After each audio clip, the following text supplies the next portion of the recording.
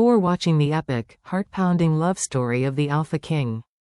Don't forget to subscribe to our channel and hit that bell so you never miss a chapter. Now, let's start the story. They say your life flashes before your eyes when you're about to die. They're wrong. All I saw was the treacherous, rain-slicked rock face rushing past me, and all I heard was the echo of my own scream, swallowed by the howling wind. There was no flash of memory, no poignant goodbye to a life well lived. There was only the cold, hard certainty of betrayal, and the shattering impact as my body met the unforgiving earth at the bottom of the cliff. The pain was a supernova, blinding and absolute, then, nothing. A numb, silent darkness. I don't know how long I lay there, a broken doll discarded by the world. The rain was a gentle, mocking caress on my skin, washing the blood from the gashes the rocks had torn. My thoughts were slow, syrupy. Elion. His name was a poison on my lips. My fiancé. The man who had held my hand with a loving smile, only to use that same hand to shove me into the abyss. It's for the good of the pack, Lyra, he had said, his voice chillingly calm. A sacrifice to appease the beast of the ravine. You are the purest among us. Your death will grant us peace.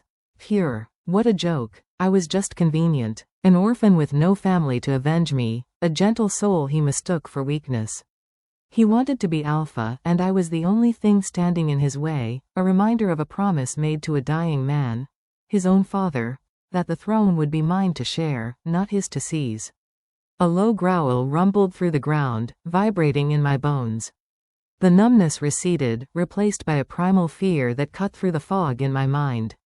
I tried to move, but my body was a prison of agony. My vision swam, blurring the dark, looming shapes of the trees. And then I saw them. Eyes, glowing like embers in the deep gloom of the ravine. They were low to the ground, moving with a predatory grace that made my heart stutter against my broken ribs. The beast, Elion's sacrifice, had come to collect. A massive wolf emerged from the shadows. He was larger than any natural creature, his fur the color of midnight and ashes. Power radiated from him in waves, a tangible force that made the very air feel heavy. This was no mindless animal. This was something ancient, something more. I squeezed my eyes shut, waiting for the feel of fangs on my throat. This was it. This was the end Elion had so carefully orchestrated. But the end didn't come. Instead, I felt a warm breath huff against my cold cheek. A rough, wet nose nudged my hand, a gesture that was curiously gentle. I forced my eyes open. The wolf was staring down at me, his head cocked. Those intelligent, burning eyes held no malice, only a deep, unnerving curiosity. He sniffed me again, from my torn shoes to the bloody mess of my hair. Then, he did something utterly inexplicable. He lay down beside me, his immense body curling around mine, shielding me from the relentless drizzle. The heat coming off him was a furnace, seeping into my frozen, broken form, chasing away the chill of death. It was the first sensation of warmth I'd felt since Elion's hand had left my back. Tears I didn't know I had left mingled with the rain on my face. This beast, this monster of the ravine I was meant to placate, was showing me more compassion than the man who had sworn to love me forever. I must have lost consciousness again, because the next thing I knew, the world was shifting. The warmth was still there, but it was different. It was human. The heavy weight of the wolf was gone, replaced by the solid strength of arms lifting me with impossible care against a broad, bare chest. My eyes fluttered open. I was cradled against a man. A man with shoulders like a warrior and hair as dark as the wolf's fur. The moonlight, breaking through the clouds, illuminated a face that was all sharp angles and fierce, untamed beauty. He looked down at me, and my breath caught. His eyes were the same burning, ancient embers I had seen in the wolf. He held me as if I were something precious, something fragile. His thumb gently stroked my cheek, wiping away the traces of blood and tears. "Who did this to you, little one?" His voice was a low, gravelly rumble, like stones shifting deep within the earth. It was a voice that promised both protection and vengeance. I tried to speak, but only a pained whimper escaped my cracked lips. A dark, possessive look crossed his features. "It does not matter. I will find them." He held me closer, his gaze locking with mine, and in that moment, I felt a connection snap into place, a bond as unbreakable as the mountains around us. No one will ever harm you again. You are under my protection now. He began to walk, carrying me out of the ravine as if I weighed nothing. I clung to the warmth of him, my head resting against his chest, listening to the steady, powerful beat of his heart. My name is Kaelin, he murmured into my hair, his voice softening. And you, little warrior, have just been claimed by your Alpha King. As the darkness claimed me once more, it wasn't the cold embrace of death I felt, but the dawn of something new, something terrifying, and something more powerful than I had ever imagined. My fall was not the end. It was the beginning. Consciousness returned not as a sudden shock, but as a slow, warm tide. The first thing I was aware of was the pain, a deep, throbbing ache that had settled into my bones, a brutal symphony of my injuries, but it was muted, distant, as if I were feeling it through a thick layer of wool. The second thing was the scent. Pine, smoke, and something wild, something inherently male. It was the scent of the man, Kaelin. I was no longer in the rain-soaked ravine.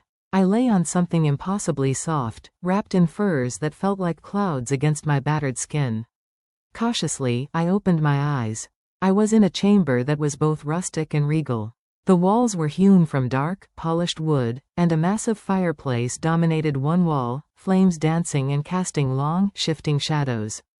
Trophies of great beasts and intricate tapestries depicting wolves under a full moon adorned the walls. This was not a simple cave or a hunter's lodge. This was a throne room disguised as a bedchamber. And he was there. Kaelin stood by the fireplace, his back to me, the firelight playing over the sculpted muscles of his back and shoulders. He was wearing loose-fitting trousers, but his torso was bare, revealing a canvas of old, silvery scars that crisscrossed his skin, a testament to a lifetime of battle. The raw power I had sensed in his wolf form was still present, coiled in the stillness of his human form. He must have felt my gaze, for he turned. Those burning ember eyes found mine, and my breath hitched. In the soft light, they seemed less fearsome and more intense.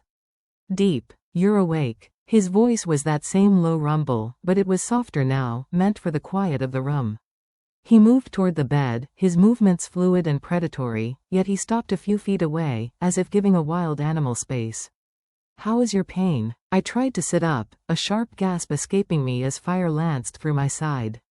In an instant, he was there, his hand gently but firmly on my shoulder, easing me back down. His touch was electric, a jolt of warmth that spread through me, somehow soothing the pain it had provoked. Don't move, he commanded, but his tone was gentle.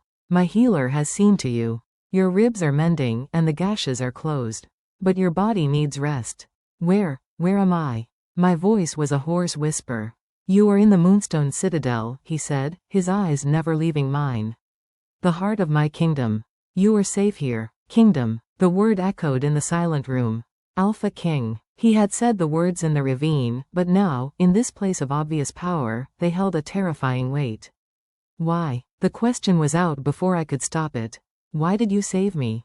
They threw me to you, as a sacrifice. A dark shadow crossed his features. The memory of the fall, of Elion's betraying face, must have been stark in my own eyes. Kaelin's jaw tightened, and for a fleeting second, I saw the beast within, the fierce protector. They threw down a broken thing for tea. He beast to devour, he said, his voice dropping to a dangerous whisper. But I am not a mindless creature. I am a king, and I saw what they could not. He reached out, his fingers hovering just beside my cheek before he seemed to think better of it and pulled his hand back, clenching it into a fist at his side. I saw a flicker of defiance in your eyes, even as you lay broken. I felt the strength of your spirit, refusing to be extinguished. You were not a sacrifice.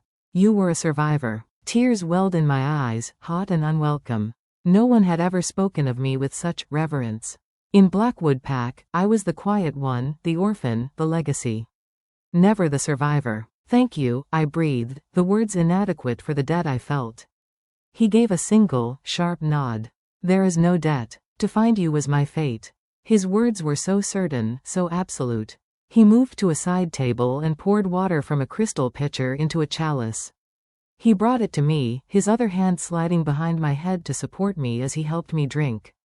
The intimacy of the gesture sent a fresh wave of warmth through me. His proximity was overwhelming. He was a storm contained in a man, and I was caught in his eye, a place of strange, terrifying calm. As he lowered my head back to the pillow, his fingers lingered in my hair for a heartbeat too long.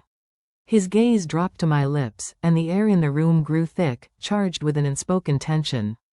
The thrill of his nearness was a live wire, intertwined with the underlying fear of what he was, of the world he represented. Just then, a sharp knock echoed through the chamber, shattering the moment. Kalen straightened, his expression hardening into the mask of a ruler. The gentle protector was gone, replaced by the Alpha King. Enter. The door opened to reveal a tall, severe-looking man with cold, calculating eyes. He was dressed in immaculate warrior's leathers, and his gaze swept over me with a disdain that was like a physical blow. "My king," the man said, his voice clipped. "The Blackwood Pack has sent envoys.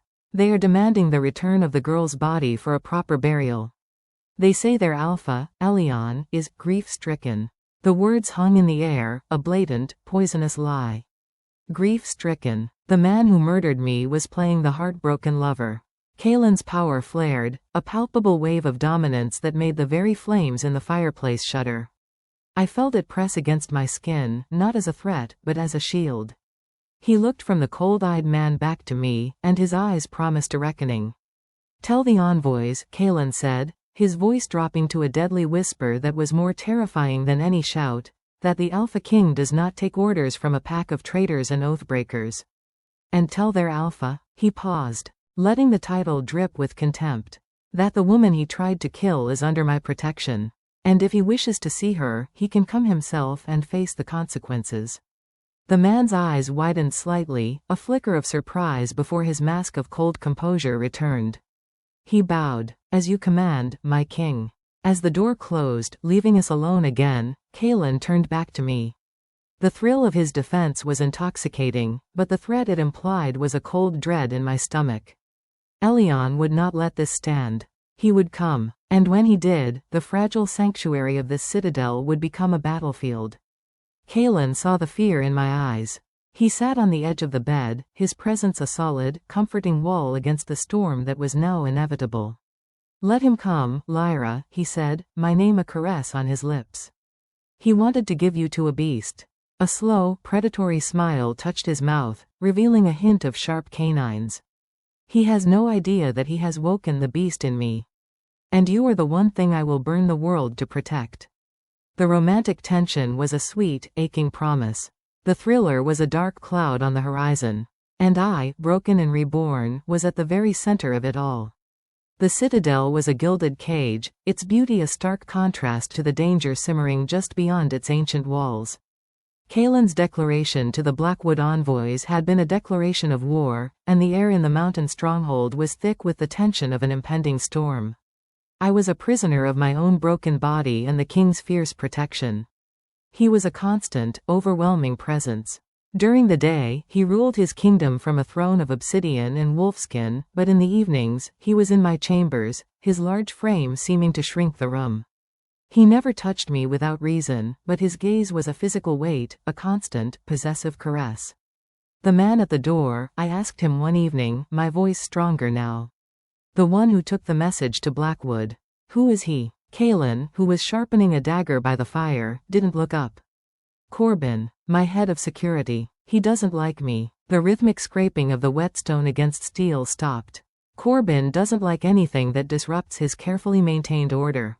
Your presence is a disruption, Lyra. A welcome one," he added, his eyes finally lifting to meet mine, "but a disruption nonetheless." A welcome disruption. The words sent a thrill through me, so at odds with the cold fear Corbin's presence invoked. It was on the third night that the first crack in my sanctuary appeared. Kalen had been called away to settle a border dispute. For the first time, I was truly alone. The fire had died to embers, and the shadows in the corners of the room seemed to writhe and deepen. The sheer, imposing scale of the citadel, which had felt protective with Kalen nearby, now felt suffocating. A soft scraping sound came from the balcony. My heart leapt into my throat. I was on the third floor. Nothing should be out there. I strained to listen, every one of my healing injuries screaming in protest as I sat up rigidly. The heavy curtains shifted in a night breeze I couldn't feel. Then, a low, menacing growl rumbled from the other side of my chamber door. A moment later, a different, softer growl answered from the balcony. A signal. A warning. The door to my room opened silently, and Kalen slipped inside. He was in his human form, but his eyes glowed with the feral light of his wolf.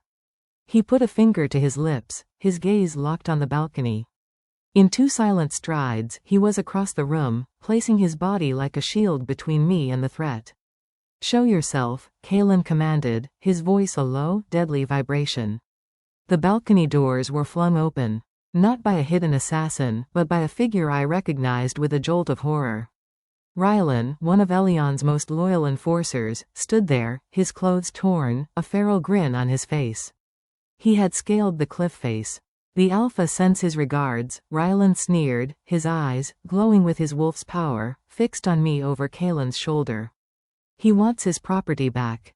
"She is no one's property," Kalen said, his tone so cold it felt like the temperature in the room dropped. "And you have trespassed on royal ground. The penalty is death." Rylan laughed, a harsh, ugly sound. "We'll see, King." He shifted. It wasn't a graceful transformation like Kalen's. It was a violent, cracking explosion of muscle and bone. A large, mottled brown wolf launched itself into the room. Kalen didn't shift. He moved. He met the wolf's charge with a brutal efficiency that was terrifying to behold. He sidestepped, grabbed the wolf by the scruff of its neck, and with a roar of pure, unadulterated power, he slammed the beast into the stone wall. The impact shook the room. The wolf whimpered, slumping to the ground, dazed. Before it could recover, Kalen was on it. He didn't need claws or fangs. His hands found the wolf's throat, his muscles coiling. "Kalen, no." The cry was out of my mouth before I could think. He froze, his head snapping towards me. The fury in his eyes was a primal thing, a storm of protectiveness and rage. "Don't," I whispered, my voice trembling. "Don't kill him in here. Not for me." I saw the conflict in his gaze, the beast demanding a bloody end to the threat, and the king listening to his queen. Slowly, his grip loosened. He stood, his chest heaving. "Guards," he bellowed. The door burst open, and 2 massive warriors rushed in, followed by a stony-faced Corbin. They took in the scene, the unconscious, shifting wolf, the shattered balcony doors, their king standing protectively over my bed. "Take this filth to the dungeons," Kalen ordered, his voice rough. "I will deal with him later." As the guards dragged Rylan away, Corbin's cold eyes swept over me. "It seems your presence is a magnet for trouble, my lady." "Enough, Corbin," Kalen snarled. "Double the patrols. No one gets in or out without my direct authorization." Corbin gave a curt nod and left, leaving us alone in the wrecked room. The wind howled through the broken doors, but I wasn't cold. The adrenaline was afire in my veins. Kalen came to the bedside. The fury was gone from his eyes, replaced by a raw, vulnerable fear. "He was in your room," he whispered, his voice ragged. "He was so close to you." He reached out, and this time, he didn't stop himself. His hand, still warm from the fight, cupped my cheek. His thumb stroked my skin, a gesture of such profound tenderness it made my heart ache. "I have ruled for a century, Lyra," he murmured, his eyes searching mine. "I have faced armies and monsters. But the thought of him touching you, it unravels me." It was the most honest confession he could have made. The mighty Alpha King, brought to his knees by fear for me. The thrill of the attack melted away, replaced by a deeper, more powerful emotion. I leaned into his touch, my own hand coming up to cover his. The threat was real. Elion was reaching into the very heart of Kalen's power. But in that moment, with his hand on my face and the ghost of a battle lingering in the air, I wasn't afraid. I was his. And he was mine. The game had changed. It was no longer just about survival. It was about claiming what was ours, no matter the cost. The aftermath of the attack was a silent, seething thing. The broken balcony doors were boarded up, but the chill of the intrusion remained, a ghost in the room. Kalen had not left my side since, his presence a constant, simmering storm.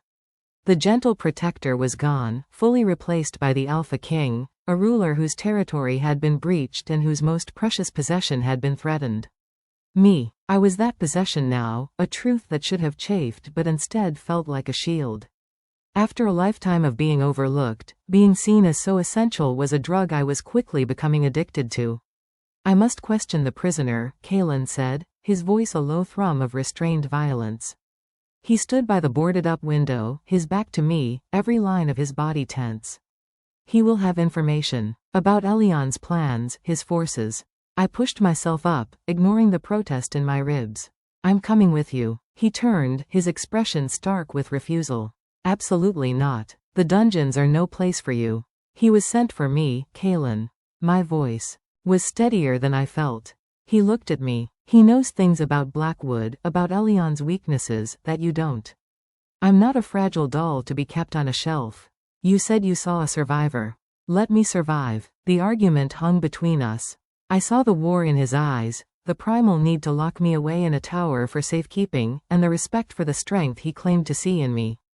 The latter, to my shock, won. You will stay behind me, he commanded, his tone leaving no room for negotiation. You will not speak. You will not engage. You are there to observe. Is that clear? I nodded, my heart hammering against my ribs for a different reason now. This was not about romance, it was a descent into the dark underbelly of his power. The dungeons were carved deep into the mountain beneath the citadel, a place of perpetual cold and damp stone. The air was thick with the smell of mildew, old blood, and despair.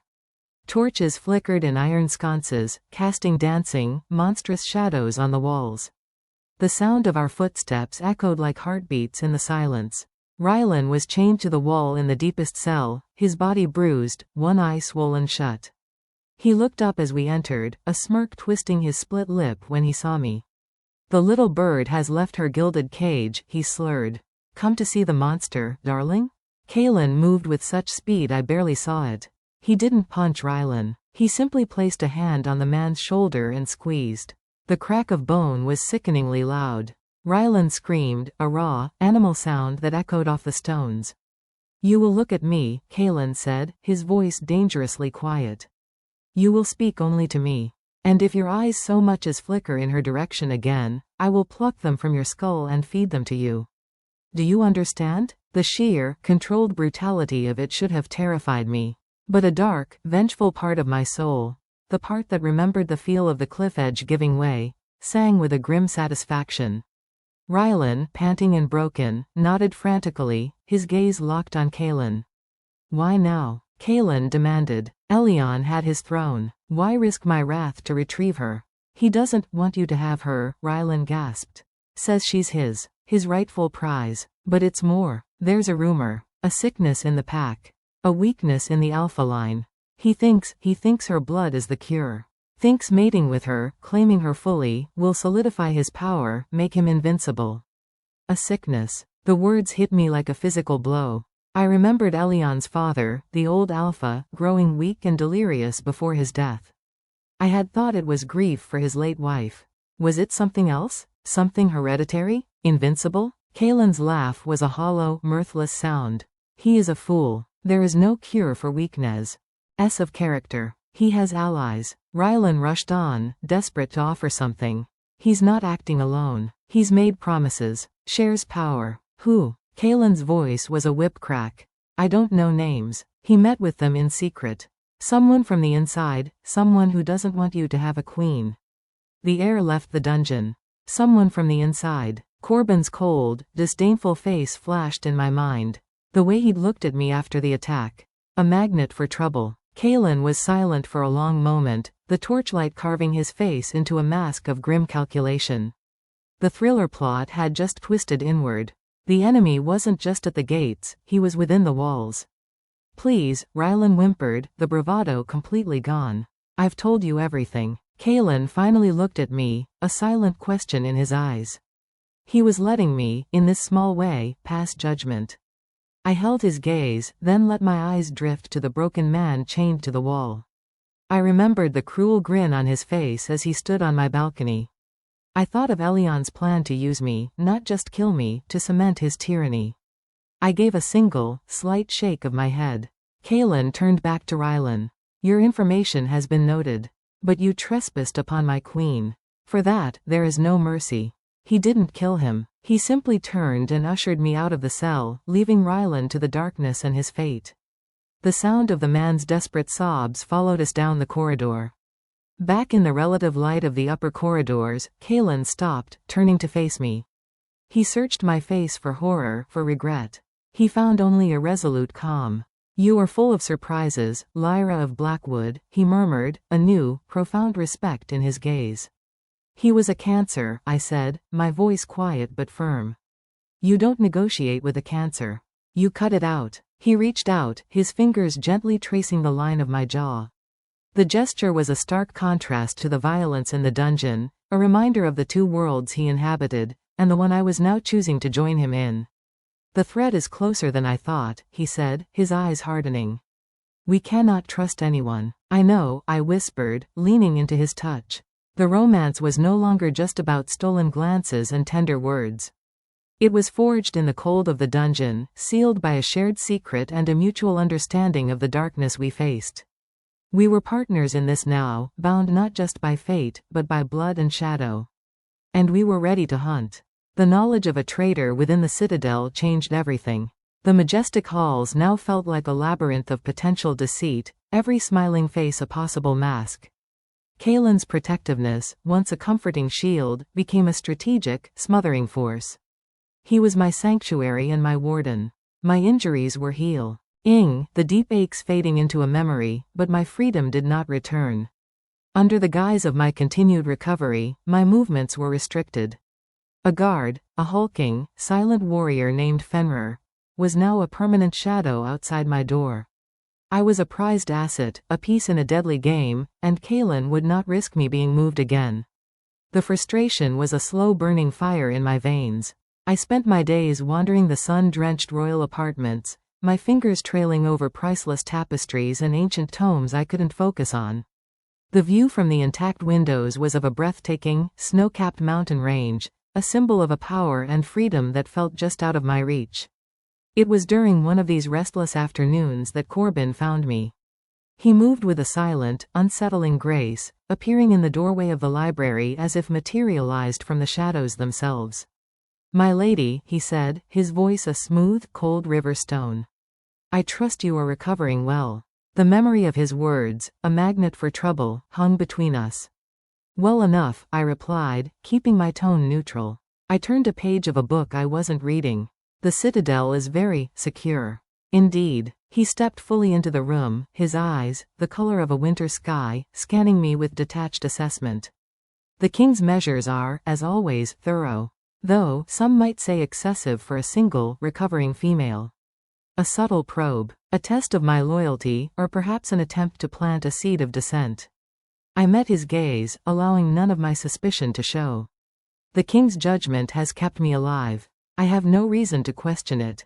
"Of course." A thin, humorless smile touched his lips. "Loyalty is a rare and precious commodity. It is wise to cherish it." He paused, his gaze drifting to the boarded-up balcony doors, a permanent scar in the room's opulence. "It is a pity, though. Such a vibrant spirit, caged. Even the most majestic eagle cannot soar if its wings are clipped." His words were a poison, expertly delivered. They echoed my own silent fears, giving them a voice that was both seductive and dangerous. He was offering empathy, but it was the empathy of a snake. "Perhaps the eagle understands that the storm outside is too fierce for flight," I countered, closing the book with a soft thud. "Patience is also a virtue." Corbin inclined his head, the picture of deference. Spoken like a true queen. He turned to leave, but stopped at the threshold. "Oh, and my lady? The king has requested your presence in the war room tonight. It seems he values your perspective." He left, his departure as silent as his arrival. The air felt colder. His visit had not been casual. It was a reconnaissance mission. He was sizing up his enemy's new weapon. When Kalen came for me that evening, the tension had simmered between us since the dungeon was palpable. He was dressed in his formal warrior's leathers, the alpha crown, a simple band of twisted silver and obsidian, resting on his brow. He was every inch the king, and the distance between us felt vast. "You wished to see me, my king?" I asked, the formal title feeling strange on my tongue. His jaw tightened. "Do not call me that. Not when we are alone." He sighed, running a hand through his dark hair, and for a moment, the weary man beneath the crown was visible. I need your eyes, Lyra. The reports from the border are conflicting. I need to know what Elion is capable of. What his next move will be. The war room was a stark, circular chamber dominated by a massive table carved with a map of the entire territory. The heads of Kaelin's most trusted commanders were gathered around it, Corbin among them. Their conversation died as we entered. Every eye was on me, a mixture of curiosity, skepticism, and in Corbin's case, veiled hostility. Kaelin pulled out a chair for me at his right hand, a clear, powerful statement. Continue, he commanded the room. They spoke of troop movements, of supply line disruptions, of whispered alliances with neighboring packs. It was a chessboard of strategy and power, and I was suddenly, terrifyingly, a part of it.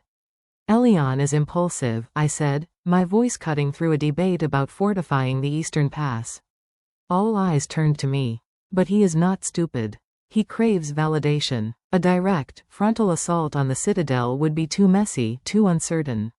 He won't risk looking weak in front of his new allies. Corbin leaned forward, his fingers steepled. Then what is your assessment, my lady? If not a direct assault? I met his cold gaze, the memory of his words in the library giving me strength. He'll go for the heart. Not through force, but through poison. He'll try to turn your people against you. He'll use me. I looked at Kaelin, my voice softening. He'll tell them you're bewitched.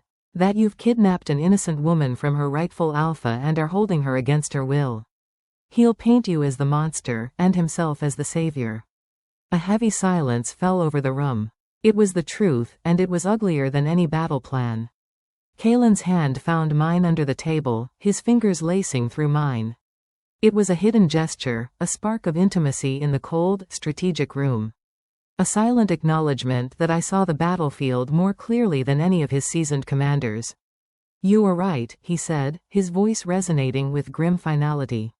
This is a war of perception as much as strength. The meeting adjourned shortly after, the commanders filing out with murmured respects. Corbin was the last to leave, his gaze lingering on our joined hands for a fraction of a second too long before he bowed and disappeared. Alone in the war room, Kaelin turned to me, his expression a storm of admiration and fear. You were magnificent, he breathed, lifting our joined hands. But every time you show your strength, you paint a larger target on your back. And every time you hide me away, you prove Elion's lies true, I countered, stepping closer. The thrill of the strategy session still hummed in my blood, mingling with the warmth of his touch. I won't be your secret, Kaelin. I won't be the weakness they used to break you. He cupped my face, his thumb stroking my cheekbone. You could never be my weakness, Lyra. You are the source of all my strength. His eyes darkened, the embers glowing. And my greatest vulnerability. Corbin was right about one thing. Keeping you caged is a special kind of torture. For both of us. He lowered his head, his lips hovering just inches from mine. The promise of the kiss was a tangible force in the air, a reward for my courage, a balm for our shared fear. But just before his lips met mine, a frantic knock echoed on the door. My king, a guard's voice, strained with panic, called out. The prisoner, Rylan, he's dead. In his cell. We broke apart, the moment shattered. The romantic tension snapped, replaced by the cold, sharp edge of the thriller. Kaelin's face hardened into a mask of fury. How? The healer says it was a poison. Slow acting. It must have been administered before he was even captured. The traitor had struck again. They had silenced Rylan, cutting off our only lead. And they had done it from inside our impenetrable fortress. The gilded cage was no longer just a prison. It had become a hunting ground. And the hunter and the hunted were one and the same. The news of Rylan's poisoning turned the Citadel into a fortress under siege from within. Trust, the very foundation of a pack, became a scarce commodity. Kaelin moved with a cold, furious efficiency, his every order sharp as a blade. The easy comfort we had begun to build was gone, replaced by a constant, humming alertness. My protection intensified. Fenrir, my silent shadow, was now joined by a second guard. I was no longer just a prized asset. I was the key piece in a game of treason, and the board was shaking. The frustration of my gilded cage was now tempered by a chilling understanding of its necessity. It was in this atmosphere of suspicion that Kalen decided on a bold, public move. A royal banquet. His reasoning, delivered to me in a tone that brooked no argument, was simple: we cannot show fear. We must project unity and strength. To my people, and to the snake hiding in my court. The great hall was transformed. 1,000 candles blazed, their light reflecting off polished silver and gleaming goblets. The air was thick with the scent of roasting meat and spiced wine. Warriors, advisors, and their mates filled the long tables, their laughter a forced, brittle sound against the backdrop of recent events. I stood at the top of the grand staircase, my heart a frantic drum against my ribs. Kalen had provided a gown of deep midnight blue, the color of his wolf's fur. It was elegant, regal, and felt like a suit of armor. As I descended, the sea of conversation stilled. Hundreds of eyes turned to me, weighing, judging, the human survivor who had captivated their king. Then Kalen was there, at the bottom of the stairs. He was resplendent in his formal black and silver, the alpha crown gleaming in his dark hair. His gaze swept over the crowd, a silent command for their respect, before it landed on me. And in that look, the king vanished. All I saw was the man from the ravine, the one who had looked at my broken form and seen a future. He offered his arm. "Breathe, Lyra," he murmured, his voice for my ears only. "They are not your enemies. They are your people tonight." The touch of his arm was electric, a steadying current in the storm of my anxiety. He led me to the high table, his presence a shield against the curious and hostile stares. Corbin was already seated nearby, his expression unreadable as he raised a goblet in a subtle, mocking toast. The banquet was a masterpiece of political theater. Kalen played his part flawlessly, the strong, confident king, attentive to his mysterious guest. He filled my plate himself, his fingers brushing against mine, sending sparks up my arm. He leaned in close to point out various pack elders, his warm breath ghosting my ear, each whispered name and title a lesson in the intricate web of his court. It was a dance, a public performance of intimacy and power designed to quell rumors and provoke a reaction.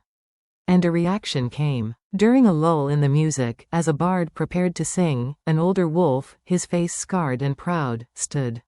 "My king," he began, his voice gravelly. "We are glad to see you in health. But the pack whispers. They say you keep a blackwood viper in your bosom. That this, woman, is the cause of the recent troubles. That her presence invites the shadow of war." A deathly silence fell over the hall. This was the poison Elion had spread, taking root in the heart of Kalen's own court. Before Kalen could speak, I placed my hand over his on the table. I stood, my legs trembling but my voice clear as crystal, carrying through the hall. "Elion of Blackwood did not start a war because he lost a woman," I said, my gaze sweeping the room, meeting the challenging stares. "He started a war because he lost a prize. He believes my blood holds a power that can cement his rule. He threw me from a cliff not to kill me, but to offer me to the beast of the ravine, hoping to buy that power. But your king," I turned to look at Kalen, my voice softening with a genuine emotion that was no longer just part of the act, "your king did not see a prize or a power. He saw a person. He saw someone broken, and he offered not a bargain, but a shelter." I looked back at the old wolf. "The question is not whether my presence brings trouble. The question is, do you fear the trouble that follows me, or do you stand with the king who defied it to protect one of his own?" The silence was profound. Then, from the back of the hall, a single warrior slammed his fist on the table. "For the king." Another joined. Then another. A wave of support began to build, a low rumble that grew into a roaring cheer. "For the king. For the king." I had done it. I had turned Elion's narrative on its head. As the cheers subsided and the music started again, Kalen looked at me, his eyes blazing with a ferocious pride that stole the air from my lungs. Without a word, he stood and offered me his hand. "A dance," he said, "not a request, but a decree." He led me to the center of the floor, the crowd parting for us. His hand settled on the small of my back, the other clasping mine. It was a formal court dance, but in his arms, it became something else entirely. It was a conversation, a promise. With every turn, every step, he pulled me closer. The world narrowed to the space between us, to the heat of his body, the intensity of his gaze. The viper in my bosom has the heart of a lioness, he whispered, his lips close to my hair as he spun me. You told me to breathe, I whispered back, my heart hammering against his chest. It's impossible when you're this close. A slow, devastating smile spread across his face. Good. The dance ended, but we didn't move. We stood in the center of the floor, lost in each other, the applause of the court a distant echo. The public display had worked. We had projected unity. We had flushed our quarry into the open. But as Kalen led me from the floor, his hand possessive on my back, I caught Corbin's eye across the room. He wasn't applauding. He was watching us with the cold, focused intensity of a predator assessing its prey. And in his hand, he slowly turned a dagger over and over, the candlelight catching the edge of the blade. The thrill of the dance, the warmth of Kalen's touch, the victory in the court, it all crystallized into a single, chilling realization. The traitor wasn't intimidated. He was inspired. And the game was far from over. The triumph of the banquet was a fragile bloom, its petals already curling at the edges from the frost of reality. The cheers of the pack still echoed in my memory, a warm cloak against the lingering chill of Corbin's gaze. But in the cold light of day, the fortress remained a fortress, and I remained its most closely guarded secret. Kalen's solution to the poisoned prisoner was to bring in someone new, someone from outside the citadel's usual circle of trust. An old healer, a woman named Anya who lived as a hermit in the sacred moonwood. She was known for her vast knowledge of herbs and, more importantly, for her absolute neutrality. She owed allegiance to no alpha, only to the balance of nature itself. When Kalen brought her to my chambers, she was not what I expected. She was small and wiry, her face a roadmap of wrinkles, but her eyes held the sharp, clear light of a star-filled night. She smelled of pine sap and dried herbs. So, you were the one who fell from the sky and tamed the wild king, she said, her voice like the rustling of leaves. There was no judgment in her tone, only a deep curiosity. Kalen stood by the door, a silent, watchful sentinel as Anya examined me. Her hands were surprisingly strong as they probed my healed ribs, checked the fading scars on my arms. She hummed to herself, a low, tuneless sound. The body mends well, she announced, finally stepping back. The bones are strong, the flesh resilient. You have a fighter's spirit woven into your soul, girl. It's why you survived the fall. She then turned her piercing gaze on Kalen. But the body is not what concerns you, is it, Wolf King? You want to know about the sickness. The one that runs in the Blackwood line. My breath caught. We had not spoken of Ryland's confession to anyone. Kalen's expression was granite. What do you know of it? Anya's smile was thin and knowing. I know the old stories. The Blackwood alphas were never the strongest, but they were clever. Too clever. Generations ago, one of them, desperate for power, sought a forbidden bond with a dark spirit of the forest. It granted him strength, but it cursed his bloodline. A rotting from within. A madness that eats at the mind and weakens the body. It skips generations, lies dormant, but it is always there. The pieces clicked into place with a horrifying clarity. Elion's father's decline. Elion's own increasing paranoia and cruelty. It wasn't just ambition driving him, it was a desperate, genetic fear.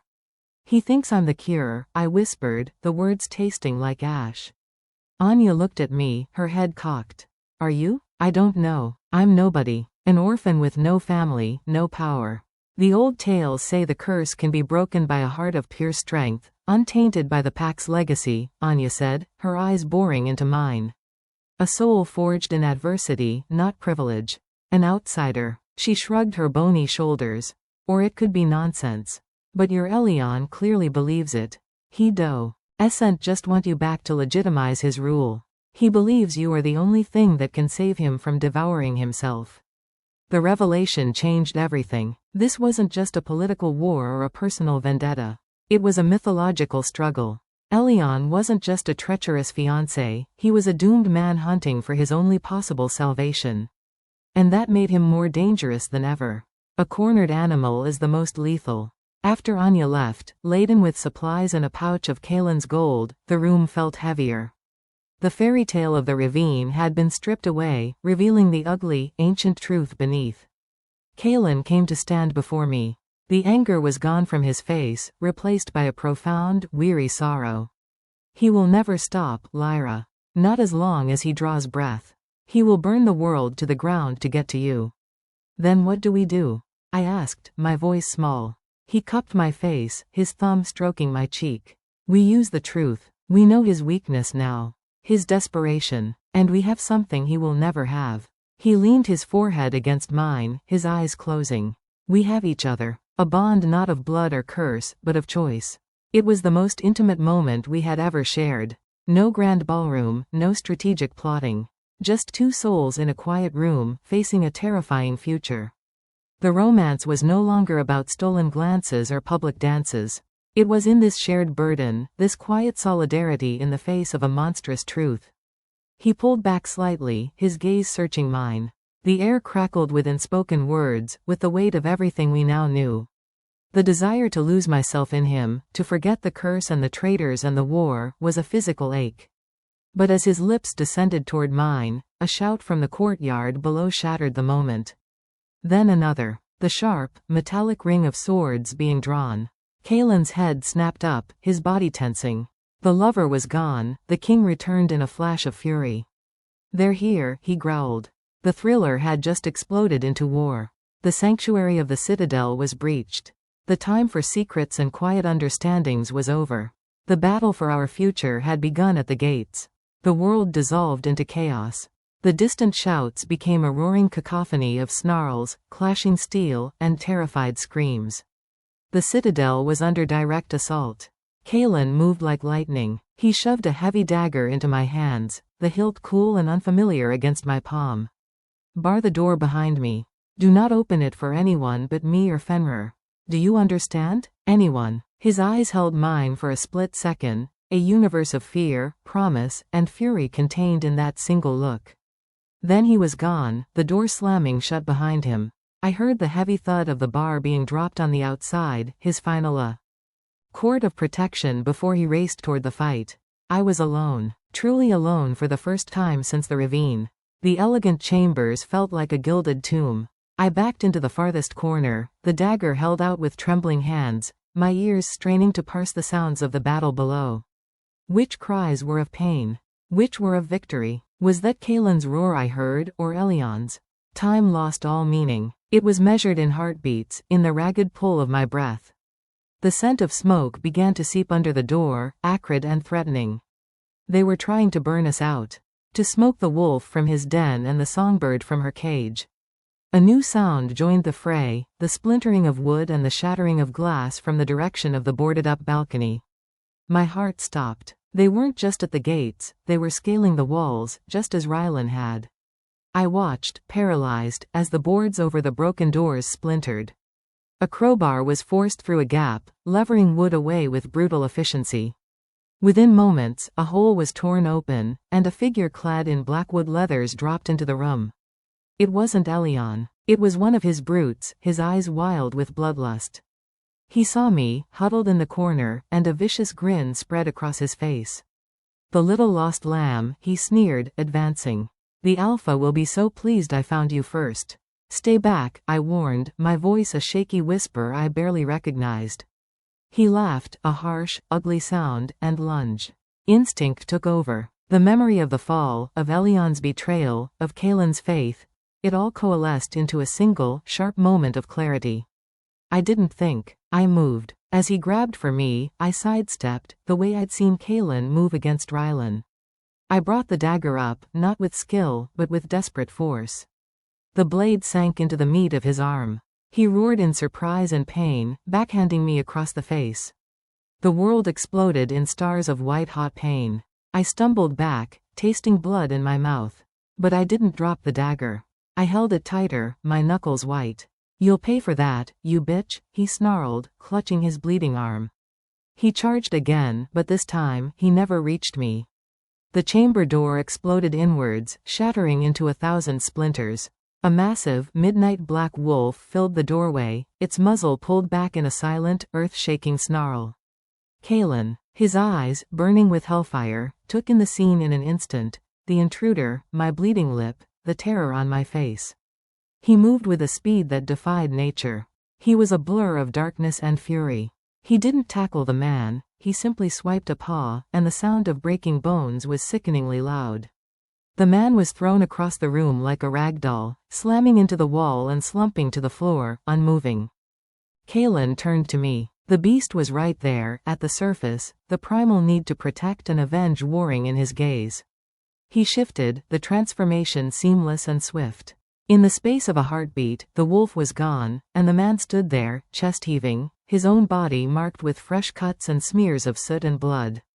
"Lyra," he breathed, his voice ragged. He crossed the room in 2 strides. His hands came up, not to pull me into an embrace, but to frame my face, his thumbs gently wiping the blood from my lip. His touch was a shocking contrast to the violence of moments before. "You're hurt," he said, his voice thick with an anguish that had nothing to do with the battle below. "It's nothing," I managed to choke out. The adrenaline was fading, leaving me shaking uncontrollably. "The siege is over," he stated, his eyes holding mine. It was a feint, a small, reckless force to create a diversion. Elion's real goal was to get to you. He never expected them to succeed. He only expected them to die trying, to buy a single assassin a few moments. His jaw tightened. And they almost did. The realization was a cold shiver. Elion had sacrificed his own men just for a chance, a slim, desperate chance, to recapture me. His curse was making him monstrous. I looked up at Kalen, at the fierce, beautiful, blood-streaked face of the man who had just torn a world apart to get to me. The fear, the violence, the nearness of death, it all fell away, leaving behind a single, undeniable truth. "I'm not afraid of him," I whispered. "Not when I'm with you." Something broke in his expression. The last vestige of the king's control shattered. A low growl rumbled in his chest, but it was not a sound of anger. It was a sound of pure, raw need. He didn't ask. He simply lowered his head and captured my mouth with his. It was not a gentle kiss. It was a claiming, a confession, a battle of its own. It tasted of blood and smoke and a desperate, terrifying hope. His arms wrapped around me, crushing me to his chest, and I clung to him, the dagger clattering forgotten to the floor. My fingers tangled in his hair, pulling him closer, answering his need with my own. In the ruins of my room, with the sounds of the mopping-up battle a distant echo and the body of my would-be kidnapper lying a few feet away, we found a different kind of sanctuary. It was built not on stone, but on the unshakable foundation of a bond forged in betrayal, tested by fire, and sealed with a kiss that felt like the beginning of a new world. The war was far from over, but in that moment, we were the only 2 people in it. And we were invincible. The world did not right itself after the kiss. It tilted, spinning on a new, terrifying, and exhilarating axis. The taste of him, smoke, iron, and something wild and uniquely Kalen, was a brand on my lips, a ghost that lingered long after he pulled away. His forehead rested against mine, our ragged breaths mingling in the small, charged space between us. The battle was over, but a different, more profound war was being waged inside my soul. He did not speak. Words were inadequate, fragile things compared to the silent understanding that passed between us. His thumb stroked my cheek once, a gesture of breathtaking tenderness amidst the wreckage, before the mask of the Alpha King began to slowly reassemble itself. The lover was receding, but he was not gone. I had seen him, felt him, and he was now a part of the bedrock of who Kalen was to me. The practicalities of the siege reasserted themselves with brutal force. Fenrir appeared at the shattered doorway, his expression grim. "The citadel is secure, my king. The remaining attackers have been captured or dealt with." Kalen gave a single, sharp nod, his eyes still locked on mine for a heartbeat longer before turning to his guard. "Double the guard on this wing. No one enters without my direct order. And get a healer to tend to the queen's lip." The queen. The title, spoken so casually, so definitively, hung in the air. It was no longer a possibility or a political gambit. It was a statement of fact. The hours that followed were a blur of controlled chaos. My chambers were deemed unsafe, and I was moved to a suite deeper within the mountain's heart, a place with no balconies and only one, heavily fortified entrance. Servants I didn't recognize scurried in, cleaning the blood from my face, bringing food I couldn't eat. Through it all, the memory of the kiss was a warm, steady flame in my chest, a secret solace against the cold reality. He returned late that night. The scent of battle had been washed away, replaced by the clean smell of soap and leather. He looked exhausted, the weight of his crown a physical thing pressing down on him. They were fanatics, he said without preamble, sinking into a chair opposite me. Elion's personal guard, sworn to die for him. Interrogation is useless. They believe retrieving you is a holy mission, a cure for their alpha's affliction. He ran a hand over his face. Anya's truth is a weapon, but it is a double-edged one. It doesn't just make him desperate. It gives his cause a twisted righteousness. I thought of the man who had broken into my room, the fervent light in his eyes. He wasn't just following orders, he was on a crusade. So what do? We stop reacting, Kalen said, his voice gaining a sharp, decisive edge. We stop letting him set the terms. He believes you are his cure. Then we will show him, and every pack that watches us, that you are his doom. A thrill, cold and sharp, went th. Rough me. How? He leaned forward, the embers in his eyes glowing. We take the fight to him. Not with an army. Not yet. We go to the Blood Moon Gathering. The annual council of alphas. Elion will be there, newly ascended, seeking recognition from the other packs. He will be trying to rally them against me, the Mad King, who steals mates. He stood and began to pace, the restless energy of a predator. And we will be there. You will be there, by my side. We will stand before every alpha on the continent, and we will not just deny his claims. We will challenge them. We will expose his curse, his treachery, and his weakness. He stopped, looking at me. We will show them that the heart they believe can cure him, beats only for me. The audacity of it stole my breath. It was a colossal risk. A public stage, surrounded by potential enemies, with Elion in the same room. It was the thrill of the banquet magnified 1,000-fold, with stakes that were life and death. He came to kneel before my chair, taking my hands in his. The gesture was one of supplication and partnership. It is the most dangerous thing I will ever ask of you, Lyra. To stand before the wolf who threw you away and claim your power. To stand beside me, not as a protected treasure, but as a queen. My equal. I looked down at our joined hands, at the scars on his knuckles, at the gentle strength of his grip. I thought of the cliff, the fall, the beast who became a king, the kiss in the ruins. This was not the path of the quiet, gentle girl I had been. This was the path of the survivor. I lifted my gaze to his, my voice steady and clear. Then we go to the gathering. A slow, fierce smile spread across his face, a mirror of the predator within. He lifted my hand to his lips and pressed a kiss to my knuckles, a promise and a seal. The romantic dream of a quiet life was gone. We were choosing a different dream, a crown forged in fire, a throne built on a cliff's edge. And we would claim it together. The decision to go to the Blood Moon Gathering cast a new, urgent shadow over the citadel. Preparations were not for a war of claws and fangs, but for a war of words and perception, a battle I felt woefully unequipped to fight. Kalen, however, moved with a focused intensity, treating my education as his newest and most critical campaign. My new chambers became a classroom. Maps of the surrounding territories were unfurled across tables, and Kalen quizzed me until I could recite the names and temperaments of every alpha who would be present. The proud Bear Claw Pack from the northern wastes, the cunning River Fang Alliance, the reclusive Shadow Paws from the eastern forests. It's not just about knowing them, Kalen explained, his finger tracing a route on the map. It's about knowing what they want. Land, resources, security. Elion will offer them promises he can't keep. We must offer them a stronger, more stable alternative. A united front under a king who is not rotting from the inside out. In the evenings, he taught me to wield a different kind of weapon, my voice. We practiced in front of a mirror, him playing the part of a skeptical, hostile alpha. And why should we believe you, girl? He would growl, his arms crossed, every inch the intimidating ruler. A human tossed from a cliff, now whispering curses about a rival? My first attempts were timid, my eyes dropping to the floor. Because it's the truth, I'd mumble. Louder, he'd command. And look at me. The truth is worthless if it is delivered like a secret. You are not begging for their belief. You are presenting them with a fact. You are the living proof of Elion's corruption and my legitimacy. Slowly, under his relentless coaching, my spine straightened. My voice found a new register, one of calm authority. You should believe me, I said one night, my gaze locked steadily with his reflected image, because the king who saved me could have executed me as a spy. Instead, he offered shelter. Ask yourself, which alpha acts with honor? The one who sacrifices his own, or the one who protects even a stranger?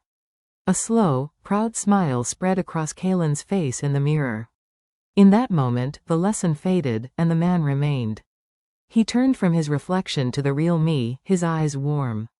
Perfect. The romance that had exploded in the aftermath of the siege settled into something deeper, more profound. It was in the patience of his teaching, the pride in his gaze, the way his hand would rest on the small of my back as we pored over a map, a silent signal of his unwavering support. We were building something, piece by piece, a partnership as formidable as any fortress. 3 days before our departure, Corbin found me alone in the library. His arrival was, as always, silent and unnerving. The king's plan is bold, he stated, his cold eyes assessing me. To take you into the lion's den. It relies heavily on your performance, my lady. I am aware of the stakes, Corbin, I replied, not looking up from a scroll detailing Riverfang trade routes. Are you? He took a step closer, his voice dropping. The gathering is not a friendly court. It is a pit of vipers. One misstep, one show of weakness, and they will not just turn on you. They will tear the king apart for his poor judgment. I finally lifted my gaze to meet his. The fear was there, a cold knot in my stomach, but I refused to let it show. Then it is fortunate, I said, my voice echoing the calm authority I had practiced, that I have no intention of showing any. A flicker of surprise, then something dull. Annoyance, crossed his features. He had come to intimidate me, to probe for cracks. He had found none. The caravan is prepared, he said stiffly, conceding the round. We leave at first light. I suggest you rest. The journey through the scarred lands is not for the faint of heart. He left me then, but his warning lingered. The journey itself was a threat.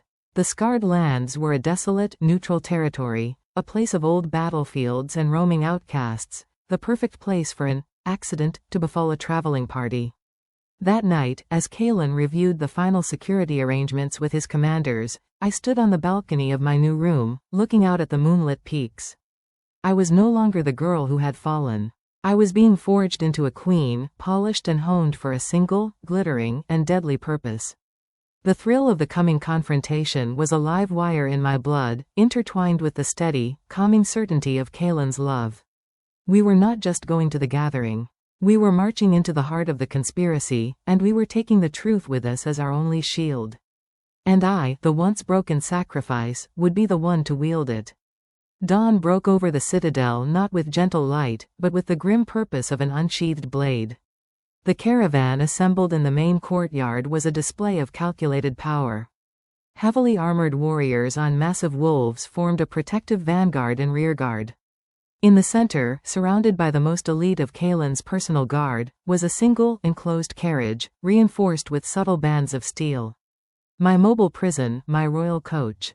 Kalen, astride a colossal midnight black wolf that could only be his shifted form, circled the procession, his voice a low growl of final orders.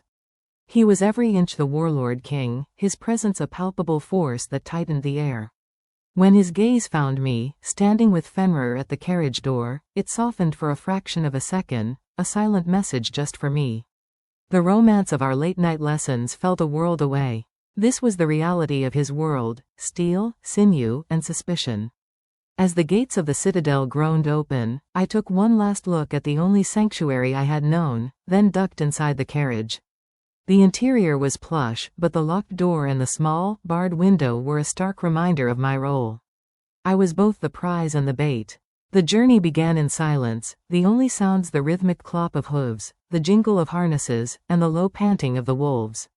We descended from the mountain stronghold into a landscape that seemed to bleed of all life. These were the scarred lands. The earth was cracked and barren, the trees skeletal silhouettes against a gray sky. The air itself felt thin and tasted of ash. It was a place Hat had witnessed too much bloodshed, and it had never healed. Kalen rode close to my carriage, a constant, watchful shadow. Occasionally, his wolf would turn its great head, and those familiar ember eyes would glance at the window, checking on me. Each time, the cold knot of anxiety in my stomach would loosen just a little. On the second day, the attack came. It was not a roar of challenge, but a whisper of death. A volley of arrows, fletched with black feathers, hissed from the cover of a petrified forest. They thudded into the sides of the carriage, one piercing through the barred window to shatter against the opposite wall, inches from my head. Chaos erupted. Snarls, shouts, the ring of steel. Kalen's roar of fury was a sound that shook the very ground. Through the window, I saw a blur of movement, wolves and men clad in mottled, colorless garb, blending perfectly with the desolate landscape. Mercenaries. Elion was not relying on fanatics this time, he was using hired knives, deniable and ruthless. My carriage was the obvious target.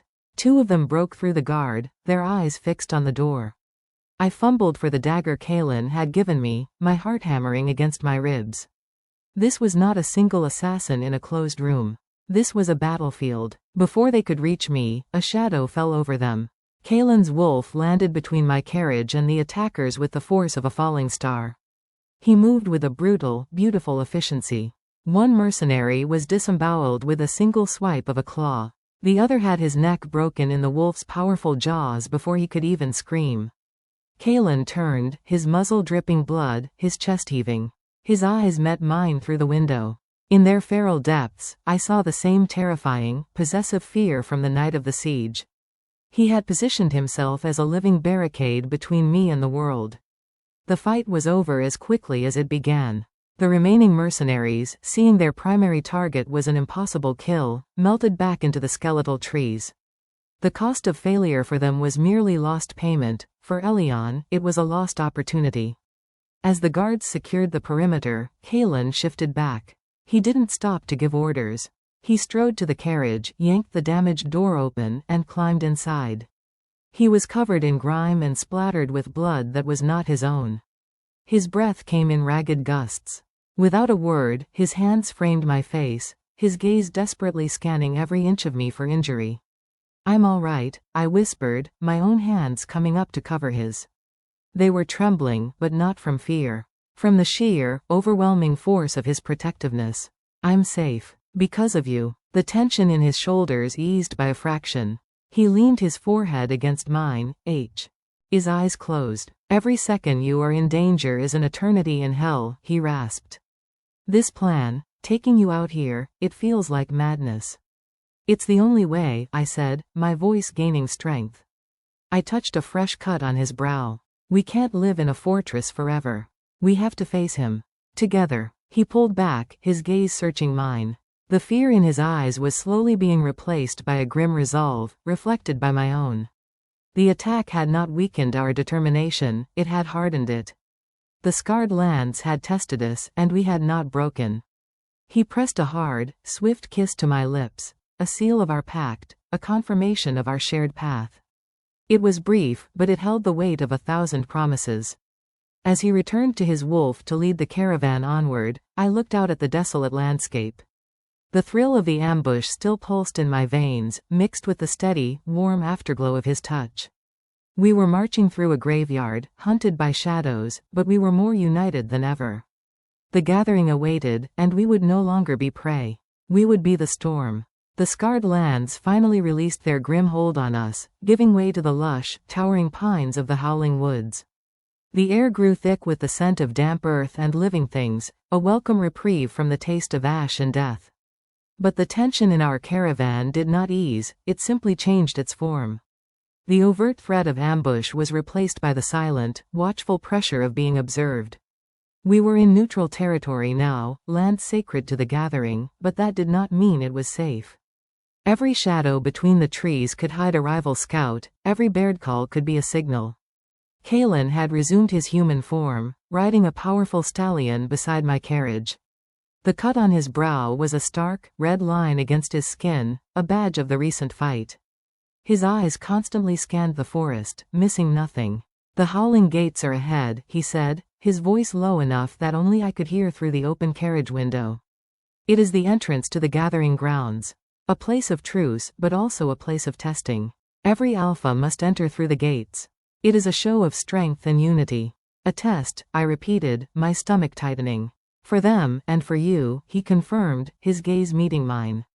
Remember who you are. The trees began to thin, revealing a colossal natural stone archway, worn smooth by centuries of wind and rain.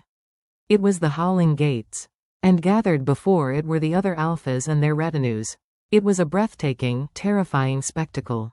Dozens of packs, each a sea of unique colors and banners. The Bear Claw pack was a wall of fur and muscle, their alpha a giant of a man with a thick beard. The River Fang Alliance moved with a fluid, graceful menace, ire eyes sharp. And there, on the far side of the clearing, was the Blackwood contingent. My breath caught in my throat.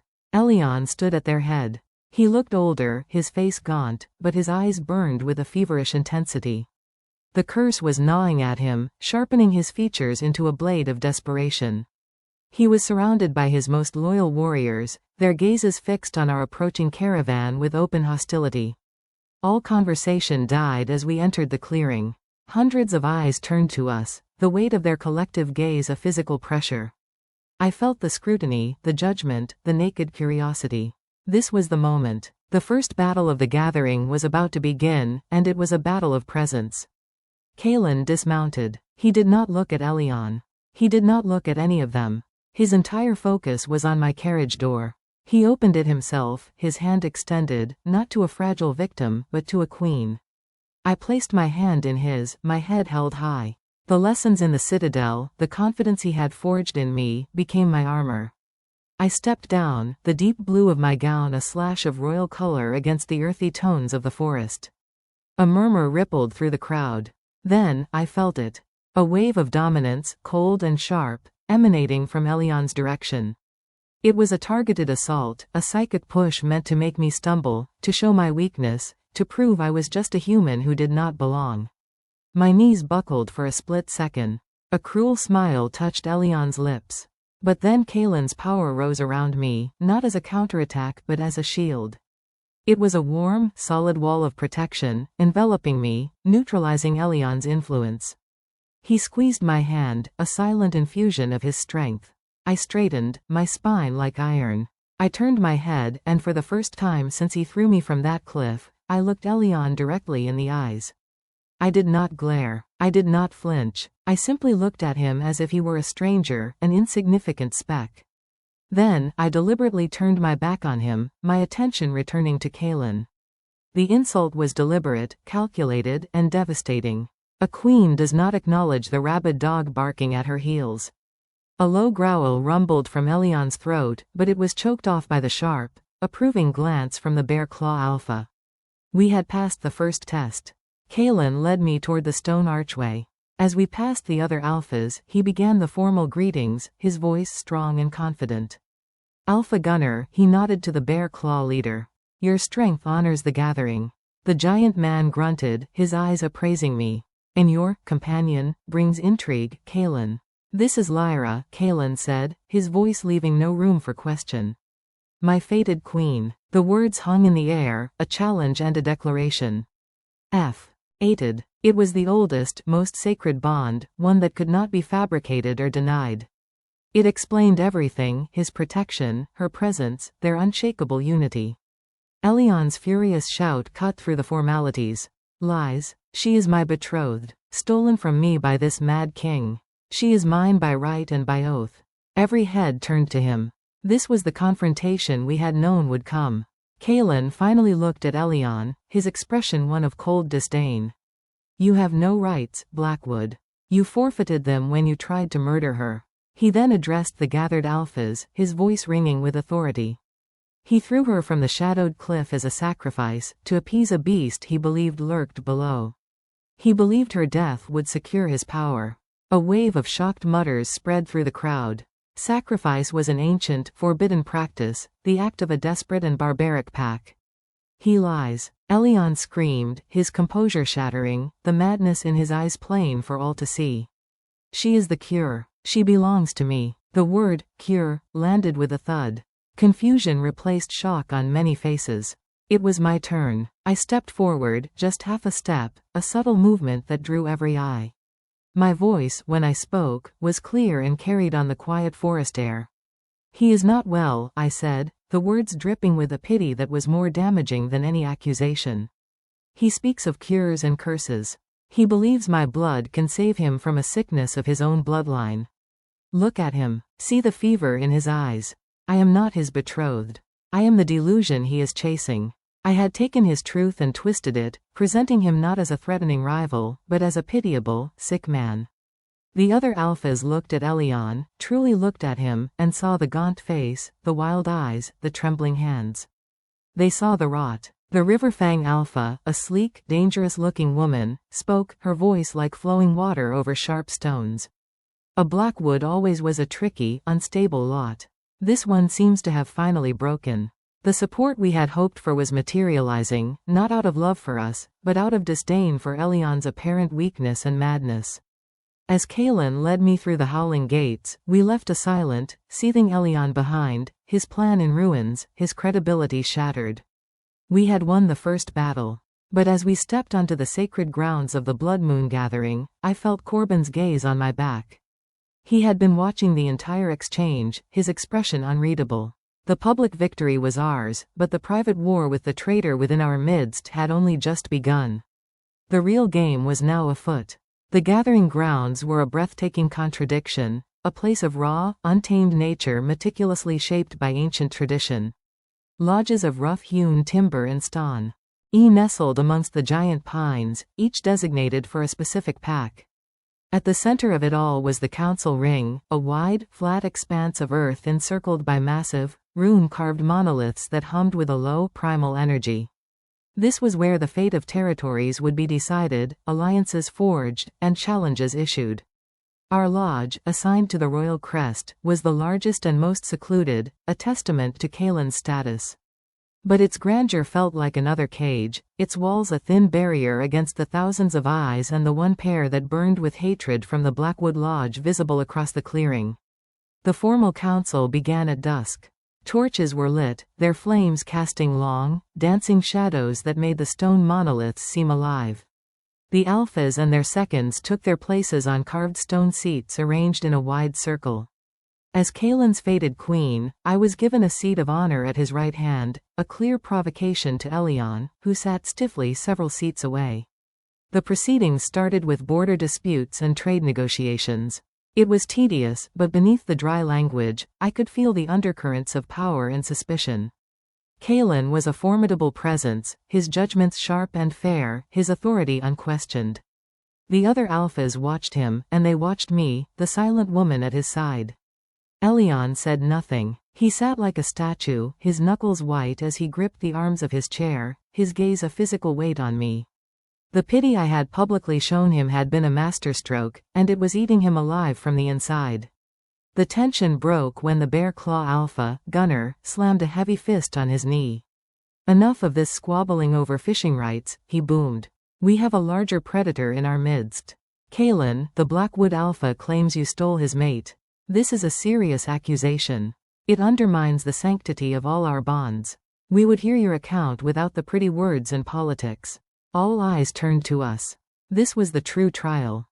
Kalen stood, his presence expanding to fill the ring. My account is simple. I found Lyra broken at the bottom of the shadowed cliff, left for dead by the man who now accuses me. She was a sacrifice, Gunner. An offering to a beast, a practice our laws have forbidden for 5 generations.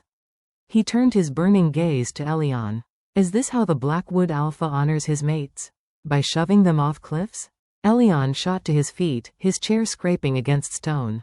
She is the cure for a blight on my line. A sacred duty. You have corrupted her, twisted her with your power. She belongs with me. The word, cure, was spoken again, and this time, it was met not with confusion, but with a ripple of unease. The old stories held power here. It was my moment. I rose slowly, graceful. Lee, the torchlight catching the dark blue of my gown. I did not look at Elion. I addressed the circle of alphas. He speaks of a cure, I said, my voice steady, carrying a sorrow that was not entirely feigned. But he sought it through murder.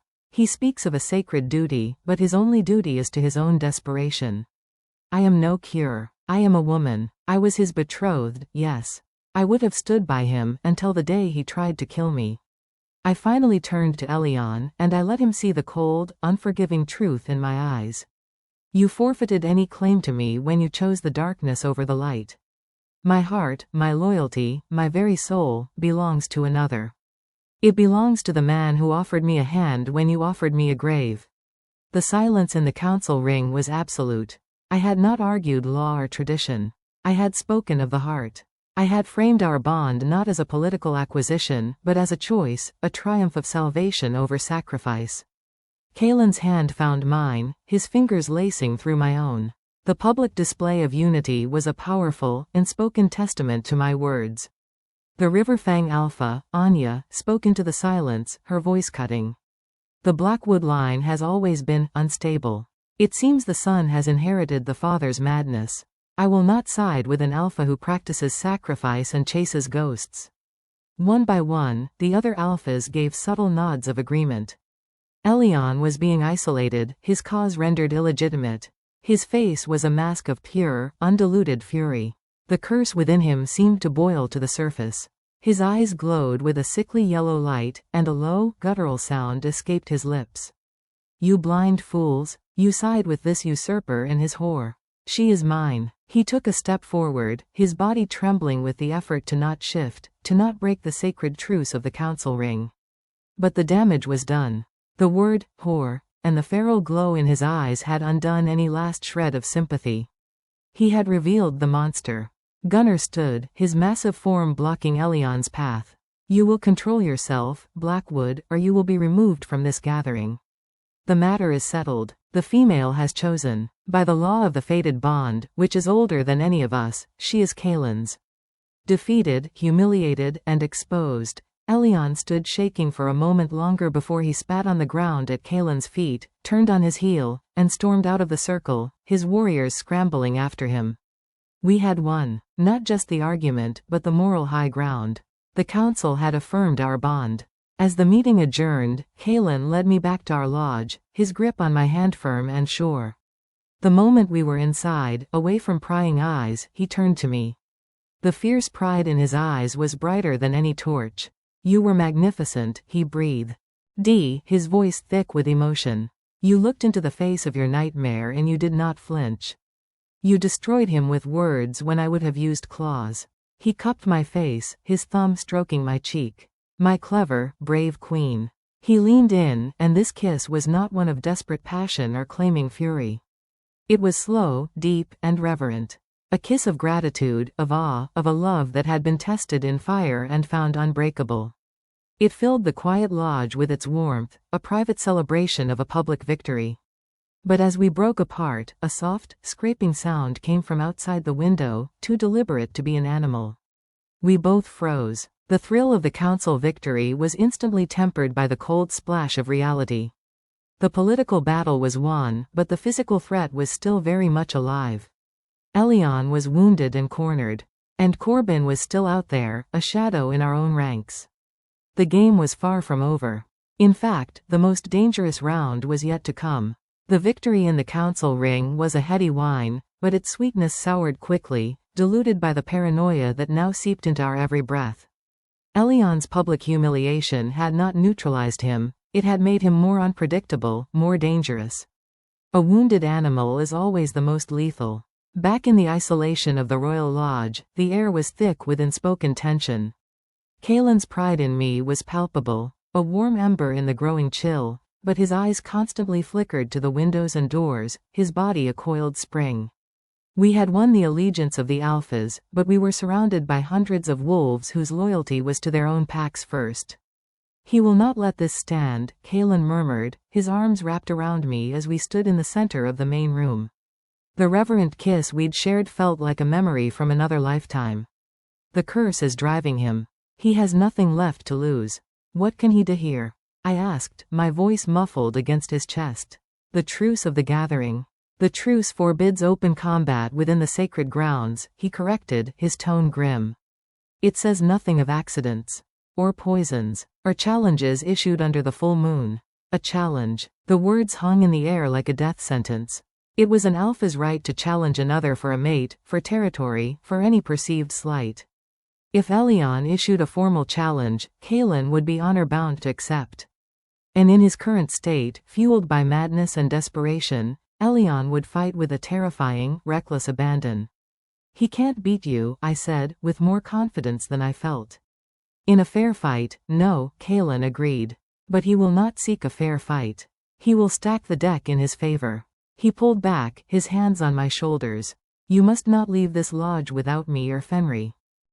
Not for any reason. Do you understand?" I nodded, the gilded cage of the citadel now replaced by the timbered one of the lodge. The night deepened. The sounds of the sprawling camp outside faded into a restless silence, punctuated by the occasional howl of a distant wolf, a lonely, haunting sound. I lay in the large bed, listening to Kalen's steady breathing as he stood watch by the door, a silhouette of unwavering vigilance. The romance of our bond was now a pact of survival, a shared vigil in the dark. It was then that I heard it. Faint at first, then growing clearer. A howl. But this was different from the others. It was not a call to the moon or a message to the pack. It was a melody, a specific, rising and falling sequence of notes that tugged at a deep, buried part of my memory. It was a lullaby. The same lullaby my mother had sung to me when I was a child, a secret tune known only to our family. My blood ran cold. I sat up straight in bed. Kalen was at my side in an instant. "What is it? Do you hear that?" I whispered. He listened, his brow furrowed. "I hear a wolf howling." "It's nothing." "No," I insisted, my heart hammering. "It's a song. A lullaby. My mother's." Understanding dawned in his eyes, followed by a flash of fury. "He's baiting you, using your past, your grief, to lure you out." The howl came again, closer this time, the notes dripping with a false nostalgia, a cruel mockery of a comfort long lost. It was a psychological attack, more insidious than any physical threat. He was trying to speak to the lonely, orphaned girl I had been, to trick her into walking into his arms. Tears of anger and a profound, sickening violation pricked my eyes. He was polluting my most precious memory. Kalen's hand found mine in the darkness, his grip firm. "He cannot have that part of you," he said, his voice a low, fierce vow. "He cannot taint your love for her. Your mother's song belongs to you, not to him." He pulled me against his chest, and I buried my face in the familiar scent of him, using his presence to block out the poisonous melody. He began to hum, a low, rough, wordless tune that was entirely his own. It was not a beautiful sound, but it was real. It was the sound of the beast who had saved me, the king who loved me. It was a wall of sound built to protect me. The romantic thrill was in that moment, not in a kiss, but in this act of fierce, defensive love. He was fighting for my mind, for my soul, as surely as he would fight for my body. The false lullaby ceased, replaced by an enraged, guttural snarl that was cut short, as if someone had physically silenced the wolf. Elion's ploy had failed, but the message was received. The battle lines were drawn not just in the physical world, but in the psychological one. Hee-haw. D shown us the depths of his depravity. We stayed like that for the rest of the night, Kalen humming his grounding tune, me clinging to him, our bodies aligned against the darkness outside. The threat had shifted, becoming more intimate, more personal. He wasn't just trying to take me back. He was trying to break me, to unravel the very fabric of who I was.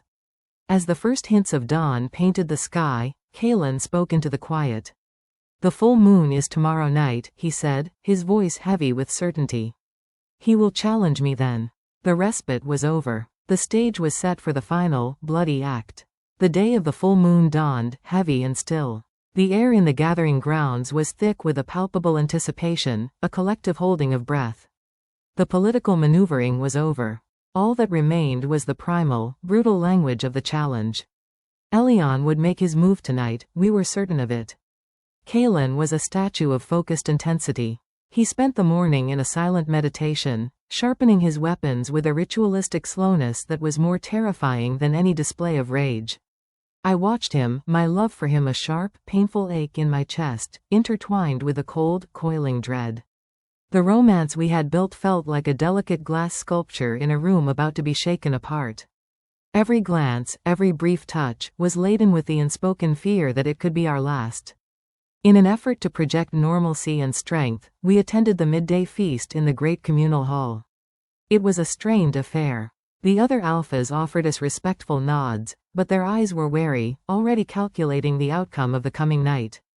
Elion was notably absent. As we took our seats at the high table, a young, nervous-looking page from the River Fangpak approached, bearing a silver goblet on a tray.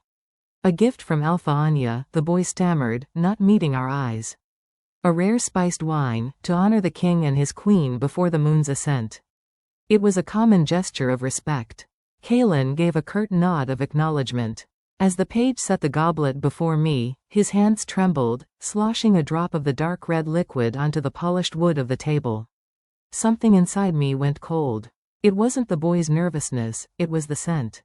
Beneath the heavy aroma of spices and honey, there was a faint, bitter undertone. A scent I remembered from the Citadel's gardens, pointed out by the old healer Anya. Wolf's bane, a poison undetectable to most wolves, but deadly to humans and weakening to their kind. My eyes snapped to Kalen's. He had smelled it too. His face was a mask of calm, but I saw the storm gathering in his eyes. Before he could move, before he could cause a scene that would shatter the truce and paint him as a paranoid tyrant, I act. I reached for the goblet, my movements deliberately slow and graceful. Please, convey our deepest thanks to Alpha Anya for her generous gift, I said, my voice clear and carrying. I lifted the cup, the metal cool against my fingers. I made a show of bringing it to my lips, the deadly scent filling my nostrils. Then, I paused. I looked past the goblet, directly at Corbin, who was standing watch across the hall. His expression was, as always, unreadable. But I saw it, a flicker of intense, focused anticipation in his cold eyes. He wasn't just watching, he was waiting. He was the traitor. And he was working with Elion. I lowered the cup without drinking. I turned to Kalen, my voice dripping with a wifely concern I did not have to fake. My love, this is too fine a vintage for the midday sun. And you have a challenge to face tonight. Your senses must be sharp, not dulled by drink. I offered him the sweetest smile. Let us save it. We shall share it tonight, in our lodge, to celebrate your victory. I was playing a deadly game, betting everything on my performance. I had to publicly refuse the poison without accusing our host, and in doing so, I had to flush the true culprit into the open. Kalen understood instantly. He covered my hand with his touch a silent communication of pride and fury. As my queen wishes. He took the goblet from me and handed it to Fenrir. Seal this. It is a treasure. We will enjoy it later. The moment passed. The feast continued, but the atmosphere had shifted. I had publicly, and gracefully, neutralized an assassination attempt. The other alphas had seen the exchange. They might not know about the poison, but they had seen a queen exercise her influence with wisdom and poise. As we left the hall, Kalen's hand was a vice on my arm, his body radiating a lethal calm. The romantic trust between us had just saved his life. My knowledge, my observation, had been the shield his strength could not provide against this kind of shadow war. Back in the privacy of our lodge, he spun me to face him. Corbin, he growled, the name a curse. He was waiting for me to drink, I confirmed, my body trembling with the aftermath of the adrenaline. He's the inside man. He must have poisoned the wine after it was presented by the page. Kalen's face was a thundercloud. He has been like a brother to me for decades. The betrayal was a physical wound, deeper than any Elion could inflict. The thriller plot had snapped into razor-sharp focus. The enemy was no longer a faceless traitor, he was the man entrusted with our security. The challenge from Elion was the obvious threat, a sword swinging at our heads. But Corbin was the dagger aimed at our backs. The full moon would rise in a few hours. Kalen would have to face a madmaw. And in a fight to the death, all while knowing his most trusted guard was waiting for a moment to strike. He pulled me into a crushing embrace, his voice a raw whisper in my ear. When I am in that ring, you will not be safe. Fenrir is loyal, but Corbin is cunning. You must be your own guard. Trust no one. I looked up at him, all fear burned away in the crucible of the moment, replaced by a cold, clear resolve. Then it's a good thing you taught me how to fight. The romance was no longer about stolen moments or tender words. It was a battle pact, forged in the face of poison and betrayal. We were two halves of a single weapon, and tonight, under the full moon, we would be unleashed. The sun bled out over the horizon, painting the sky in shades of violet and bruised orange. As twilight deepened, the energy in the gathering grounds transformed. The cautious politicking of the day was shed like a skin, replaced by a raw, primal anticipation. Torches were lit, their flames hungry and eager, and the air grew thick with the scent of pine smoke and rising wolf. The council ring was no longer a place of debate. The stone monoliths seemed to lean in, silent witnesses to the ancient ritual about to unfold. In the center of the ring, a circle of bare earth had been prepared, the challenge ground. I stood at Kalen's side at the edge of the ring, my hand clasped in his. His palm was calloused, steady, but I could feel the immense power thrumming beneath his skin, a volcano waiting to erupt. He was dressed for battle in simple, flexible leathers, the alpha crown replaced by a grim, focused determination. "Remember," he murmured, his eyes not on me, but scanning the crowd, looking for Corbin, for any hidden threat. "No matter what you see, no matter what happens, you stay with Fenrir. You do not enter the ring." "I remember," I whispered, my throat tight. The romantic connection between us was a taut wire, humming with fear and ferocity. Every second felt stolen, precious. The memory of his touch, his kiss, the sound of his heartbeat. I committed them all to memory, a talisman against the terror. A hush fell over the assembled packs. Elion emerged from the shadows. He was a specter of his former self. His eyes glowed with the sickly yellow of his curse, his body trembling with a constant, agitated energy. He stalked into the challenge ground, his gaze fixed on Kalen with a hatred so pure it was almost a physical force. "Kalen," he roared, his voice cracking with madness. "I challenge you. For the throne you usurp. For the mate you stole. I challenge you to the death." The formal words echoed in the silent ring. There was no going back. Kalen released my hand. He didn't look back. He walked into the circle, his movements fluid and deadly, the calm too. Elion's storm. "I accept your challenge, Elion of Blackwood." Kalen's voice was low, but it carried to every corner of the clearing, a roll of thunder before the storm. "For the life you tried to extinguish. For the honor you have defiled." The two men began to circle each other. Then, in a simultaneous explosion of power and sound, they shifted. Elion's transformation was a violent, cracking convulsion, his wolf form emerging gaunt and patchy, saliva dripping from bared fangs. It was the form of sickness and decay. Kalen's shift was a thing of terrifying beauty. A seamless flow of muscle and shadow, his wolf larger, sleeker, a creature of pure, honed power. His ember eyes burned with a cool, controlled fire. The fight began. Elion charged with a reckless, shrieking snarl, all fury and no strategy. Kalen met him with disciplined force. Claws ripped through fur. Fangs snapped a hair's breadth from throats.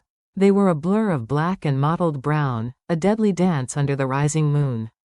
I watched, my nails digging into my palms, each impact, each snarl, a fresh wound in my soul. This was the thriller's brutal climax, and my heart was the prize. Elion fought with the desperate strength of the doomed.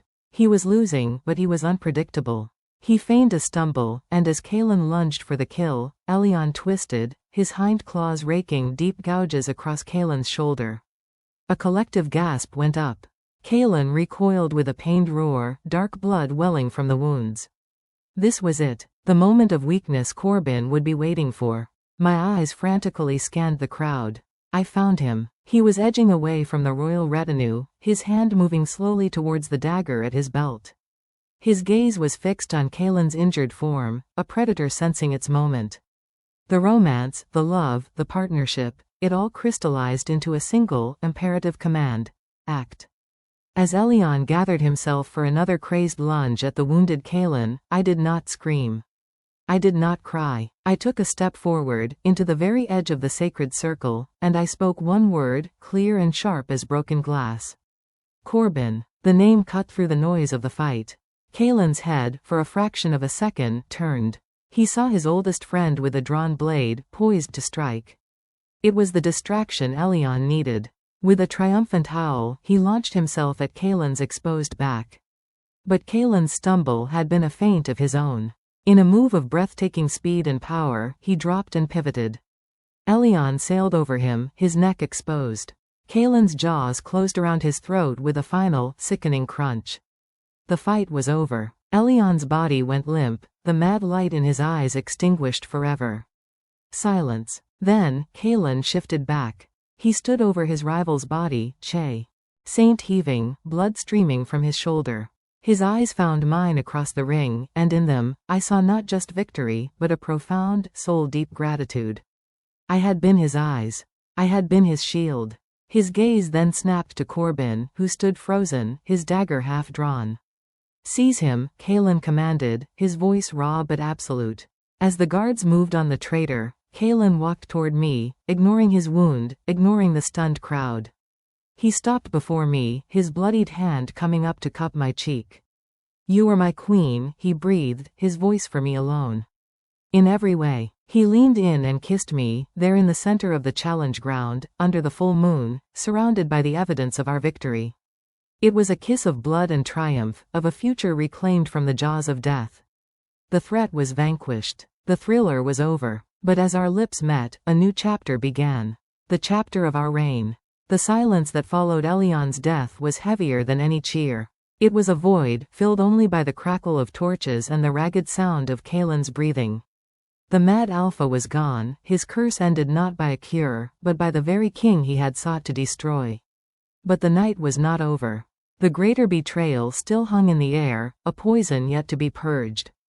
As Kalen held me, his blood soaking into my dress, his guards surrounded Corbin. The traitor did not struggle. He dropped his dagger, the clatter unnaturally loud in the hush, and looked at Kalen not with fear, but with a cold, resigned defiance. "Take him to the holding lodge," Kalen ordered, his voice a low growl of pain and fury. "I will deal with him myself." The spell was broken. The gathered alphas began to murmur, the reality of what had transpired, the challenge, the death, the revealed treachery, sinking in. The Riverfang Alpha, Anya, stepped forward, her sleek features unreadable. "The challenge is settled," she declared, her voice cutting through the din. "The Blackwood line is ended. By law and by combat, the victor's claim is absolute." Her eyes shifted to me, then back to Kalen. "And his queen is recognized." It was the final, formal seal on our union.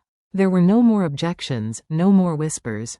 In their eyes, we were now truly king and queen. But the crown we had won felt as though it were woven from thorns and ashes. Back in our lodge, the healer was summoned. I refused to leave Kalen's side, holding his hand as the deep gashes on his shoulder were cleaned and stitched. His jaw was clenched against the pain, but his eyes never left my face. "You saved my life," he said, his voice strained. "Not just from Elion. From Corbin. He was your friend," I whispered, the magnitude of the betrayal aching in my own chest. "He was a ghost clinging to the paw." "Saint," Kalen corrected, his gaze turning hard. "He served my father. He believed the strength of our line was purity, isolation. He saw you as a contamination. A human weakness that would dilute the royal blood." He let out a bitter, pained laugh. "He would rather see me dead than see me happy with you." The truth was a chilling wind. It wasn't just about power, it was a fanatical, twisted love for a legacy he felt I was destroying. When the healer was done, Kalen rose, his movements stiff. "It is time." He would pass judgment on Corbin now, while the truth was raw and the wound was fresh. He insisted I come with him. "You are my queen. This, too, is part of our duty. To face the consequences of our rule, together." The holding lodge was Spartan, lit by a single lantern. Corbin sat on a rough-hewn bench, his hands bound. He looked up as we entered, his expression still chillingly calm. "You should have killed me in the ring," Kalen said, his voice dangerously quiet. "And deny you the satisfaction of justice?" Corbin's lip curled. "Or the burden of it? Why, Corbin, after all these years, why betray your king, your pack?" "For the pack." Corbin's composure finally cracked, his voice rising with a fervent, desperate edge. "For the future. You were meant to be the greatest of us, Kalen. A king of pure, untainted blood. And you throw it all away for this human. She will give you weak airs. She will make you soft.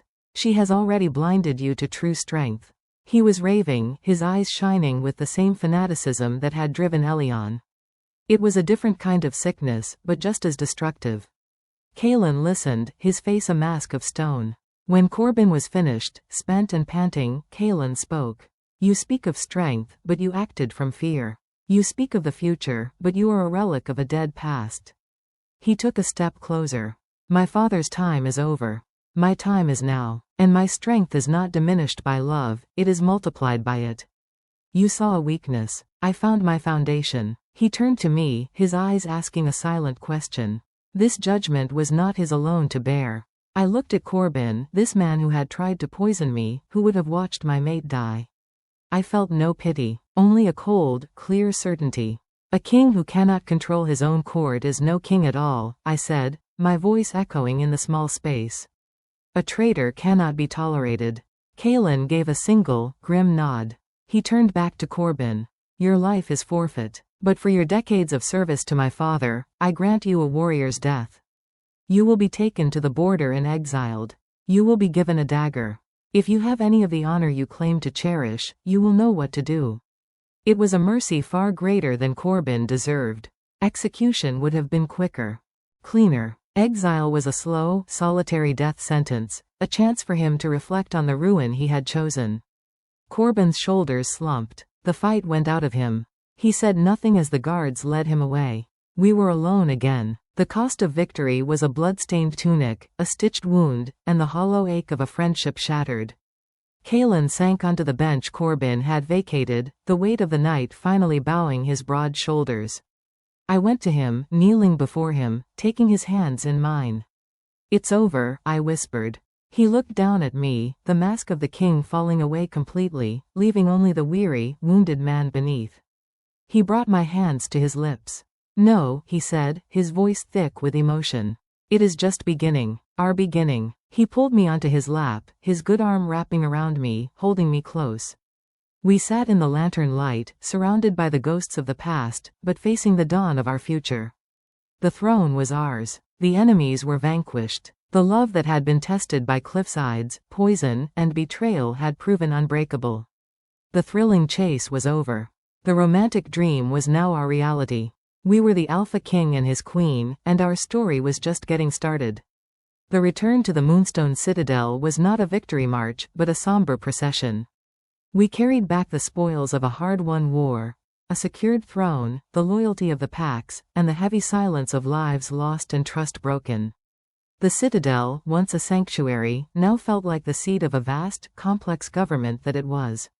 The immediate threats were gone, but the work of ruling remained. Kaelin's shoulder healed, but the scar remained, a physical reminder of the cost of our crown. My days were no longer filled with lessons on courtly behavior, but with the reality of it. I sat beside him in the grand hall, listening to disputes between farmers and merchants, approving plans for new trade routes, and learning the intricate language of diplomacy from the man who had mastered it. The romance evolved. It was no longer in grand gestures or life-saving kisses, but in the quiet moments of partnership. A shared look of amusement over a particularly petty complaint from a noble. His hand finding mine under the council table during a tense negotiation. The way he would defer to my opinion on matters concerning the human villages that bordered our territory, valuing the perspective only I could bring. One evening, we stood on the repaired balcony of my old chambers, looking out at the kingdom bathed in moonlight. The memory of the attack here was a faint echo, overshadowed by the peace we had fought for. It's different than I imagined, I said softly. The ruling. It's less about command and more about balance. Kaelin stood behind me, his hands resting on my shoulders. A king commands an army. A king and queen build a kingdom. It is slower work, but it is the work that lasts. He turned me to face him. I could not do it without you. You see the people, not just the subjects. You brought that to this mountain. His words were a different kind of love poem, one that spoke of respect and shared purpose. We were building a legacy, brick by patient brick. But a shadow of the past remained. The Blackwood Pack was leaderless, grieving, and adrift. Their fate was the last loose thread of the war, a thread we now had to either sever or weave into the fabric of our new realm. The final test of our rule was not about winning a war, but about winning the peace. Chapter 19. The last loose thread narration begins. A moon cycle after our return, a delegation from the Blackwood Pack arrived at the Citadel. They were not warriors, but elders, men and women with weary eyes and stooped shoulders, led by a woman named Iona, who had been a friend of Elion's father. They knelt in the throne room, their submission complete and humbling. "Our Alpha is gone," his line ended, Iona said, her voice trembling but clear. "Our pack is broken, my king. We are without direction. We throw ourselves upon your mercy." This was the moment. We could have absorbed them by force, scattered them, or placed a loyalist from another pack on their throne as a puppet. It was what a conquering king would do. Kalen looked at me, a silent question in his eyes. This was my past, my people in a way. The choice was mine. I stood from my throne and walked down the dais, stopping before Iona. I did not see enemies. I saw the people I had grown up with, victims of the same madness that had victimized me. "Mercy is not what you need," I said, my voice carrying through the hall. "You need leadership. You need to remember the honor that was in your pack before the curse twisted it." I turned to Kalen. "The Blackwood pack will not be broken. It will be redeemed." I looked back at Iona. "You will have a new Alpha. One chosen from your own people, by your own people, who swears fealty to the crown. We will send healers and advisors to help you rebuild. The past is a lesson, not a life sentence." Iona looked up at me, tears streaming down her wrinkled cheeks. The relief in the room was palpable. This was not conquest, it was healing. Later, in our chambers, Kalen pulled me into a deep, passionate kiss. "That," he said, his forehead resting against mine, "was the act of a true queen. You did not seek vengeance. You offered a future. You have not just won their loyalty today, you have won their hearts for generations."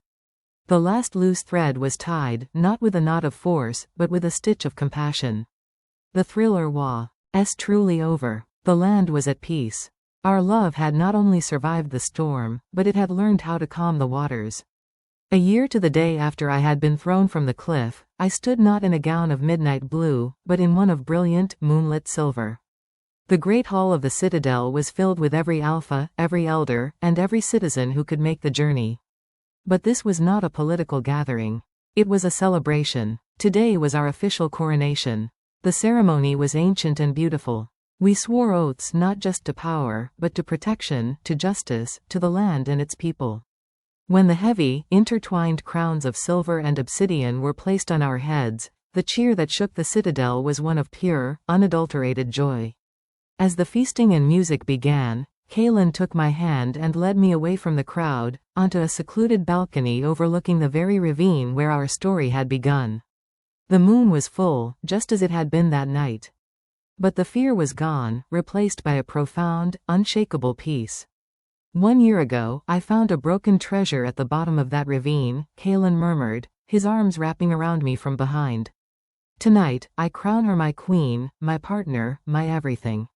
I leaned back against his strong, steady frame, looking at the scarred, sacred land below. "You didn't just find me, Kalen. You saw me, and you gave me a choice. To be a victim of my past, or the architect of my future." He turned me in his arms, his ember eyes soft in the moonlight. "And what a future we have built." He kissed me then, a kiss that was a promise of forever. It was not the desperate kiss of survivors, nor the triumphant kiss of victors. It was the deep, slow, and endless kiss of two souls who had found their home in each other. Below us, the kingdom slept in peace. Behind us, our people celebrated. And before us, under the infinite stars, stretched an eternity we would rule side by side. The girl who was thrown from a cliff was gone. In her place stood the queen, loved, powerful, and complete. Our happy ending wasn't an ending at all. It was the beautiful, glorious beginning of our eternity.